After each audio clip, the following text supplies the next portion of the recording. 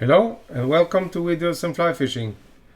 Today I'm gonna give you a little tip. This is my newest addition in dubbing needle. This is originally a hand drill. Why I like this drill I'm gonna tell you now. Because as you see it's not very long. It's about let's see, about under 10 centimeters, I think, 9.5, and it has several advantages, like you can change the needle. Now I put a sewing needle in this hand drill. You can open it by turning this knob here and pull out, and I can take in another. Just try to turn the knob the right way,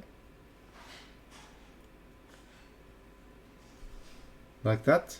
This is a little drill bit. So this I use for applying varnish and so on, because the varnish is attaching better to this drill bit, so it's very nice to use. It's nice to hold. I bought this from China, in fact, because I didn't get it in Norway. I didn't know where to get it, so it was cheap, about $3.50 for one piece. It's light, it's in aluminium and steel. It's easy to change the needle. You can the first one I had in is very nice for let's just change back and let's talk about it like that.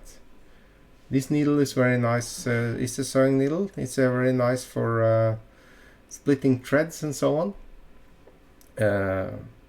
Also, if you use that little drill, you can use that for opening clogged ice and so on. The same as you can do with a needle, of course. But if it breaks, you can just change it. Very nice. Sits in my desk now at all times. I'm gonna use this little tool for several things. You can also use it for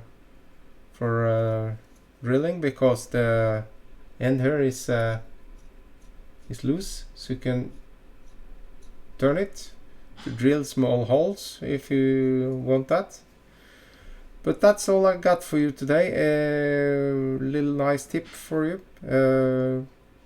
I'm gonna post the link in my video, so if you want to go out and buy it and maybe see if your local vendor has something like. For the people in States, it's available on Amazon, but for me it's too expensive to import it in Norway because of the tax and freight cost. So that's what I got, and have a nice day and tight lines, and please subscribe to my channel. I'll try to post videos every 2 times a week. So bye bye and tight lines.